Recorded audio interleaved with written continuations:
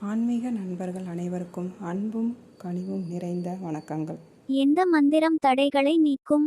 பக்தர்களே, நம் வாழ்க்கையில் ஏன் தடைகள் வருகின்றன? ஏன் சிலருக்கு எல்லாம் எளிதாக நடக்கிறது, சிலருக்கு மட்டும் ஒவ்வொரு அடியிலும் சோதனை வருகிறது? இன்று இந்த வீடியோவில் முருகப் பெருமானின் அருளை பெற பக்தர்கள் பல தலைமுறைகளாக சொல்லி வரும் ஒரு மந்திரத்தையும் அதன் ஆன்மீக முக்கியத்துவத்தையும் அதனுடன் தொடர்புடைய கதைகளையும் பார்க்கப் போகிறோம். மந்திரம். பல பக்தர்கள் பக்தியுடன் ஜபிக்கும் மந்திரம் ஓம் சரவணபவாய நமஹ அல்லது ஓம் சரவணபவ. இந்த மந்திரத்தை பக்தியுடனும் மன ஒருமைப்பாட்டுடனும் சொல்லி இறைவனை நினைவில் நிலைநிறுத்தவும் மன அமைதி மற்றும் தைரியத்தை வளர்க்கவும் உதவுகிறது என்று ஆன்மீக மரபுகள் கூறுகின்றன. உதாரணமாக சில கதைகள் பார்ப்போம். கதை 1, ஔவையார் மற்றும் முருகன். ஒரு நாள் தமிழ் மூதாட்டியான ஔவையார் தன்னை மிகவும் ஞானம் பெற்றவர் என்று எண்ணியிருந்தார். அப்போது முருகப் பெருமான் ஒரு சிறுவனாக வந்து, சுட்ட பழம் வேண்டுமா, சுடாத பழம் வேண்டுமா என்று கேட்டார். ஔவையார் பழத்தை ஊதி சாப்பிட முயன்றபோது முருகன் சிரித்தார். அப்போது ஔவையாருக்கு ஒரு உண்மை புரிந்தது. எவ்வளவு அறிவு இருந்தாலும் இறைவன் முன் நாம் எப்போதும் மாணவர்கள்தான்.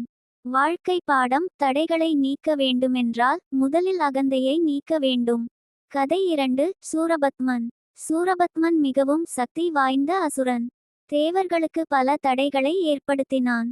அப்போது முருகப் பெருமான் வேலை ஏந்தி போரிட்டு சூரனை வென்றார். ஆனால் அவர் சூரனை அழித்துவிடவில்லை. அவரை மயிலும் சேவலுமாக மாற்றி தன்னுடன் வைத்து கொண்டார். இதன் அர்த்தம் என்ன? இறைவன் தீமையை வெறுக்கிறார், ஆனால் மனம் திருந்தியவருக்கு கருணை காட்டுகிறார். நம் வாழ்க்கையிலும் கோபம், பயம், அகந்தை போன்றவையே உண்மையான எதிரிகள். இப்போது ஒரு வாழ்க்கை உதாரணம் பார்ப்போம். ஒரு இளைஞன் தொடர்ந்து வேலைக்காக முயற்சி செய்தார். பல நேர்முக தேர்வுகளில் தோல்வி. அவர் தினமும் காலை முருகனை வணங்கி ஓம் சரவணபவ என்று சொல்லி வந்தான்.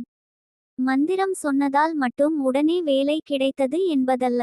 ஆனால் அந்த வேண்டுதல் அவருக்கு மன அமைதியையும் தன்னம்பிக்கையையும் விடாமுயற்சியையும் கொடுத்தது. சில மாதங்களுக்கு பிறகு அவர் ஒரு நல்ல வேலை பெற்றார். இதில் நாம் கற்றுக்கொள்ள வேண்டிய பாடம்: மந்திரம் என்பது மாயாஜாலம் அல்ல. அது நம்முடைய மனதை வலிமையாக்கும் ஆன்மீக பயிற்சி. எப்படி வேண்டுவது? காலை அல்லது மாலை குளித்த பிறகு முருகன் படத்தின் முன் தீபம் ஏற்றி 27, 54 அல்லது 108 முறை சொல்லி, ஒவ்வொரு முறை சொல்லும்போதும் முருகனை மனதில் நினையுங்கள். வேண்டுதலுடன் நல்ல செயல்களையும் தொடருங்கள். நிறைவுரை. அன்பான பக்தர்களே, தடைகளை நீக்கும் மிகப்பெரிய சக்தி நம்பிக்கை, நல்ல செயல், விடாமுயற்சி மற்றும் இறைபக்தி. மந்திரம் இவற்றை வளர்க்கும் ஒரு ஆன்மீக வழிமுறையாகும். இன்று முதல் தினமும் சில நிமிடங்கள் ஓம் சரவணபவாய நமஹ என்று பக்தியுடன் கூறுங்கள். உங்கள் கடமைகளையும் நேர்மையாகச் செய்யுங்கள். வேல் வேல் வெற்றி வேல். முருகன் அருள் அனைவருக்கும் கிடைக்கட்டும். இந்த வீடியோவை பார்த்த அனைவரும் ஒருமுறை ஓம் முருகா என்று கமெண்ட் செய்யுங்கள்.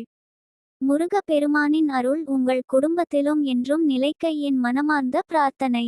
இந்த வீடியோ பிடித்திருந்தால் லைக் பண்ணுங்க, ஷேர் பண்ணுங்க, சேனலை சப்ஸ்கிரைப் பண்ணுங்க. நன்றி, வணக்கம்.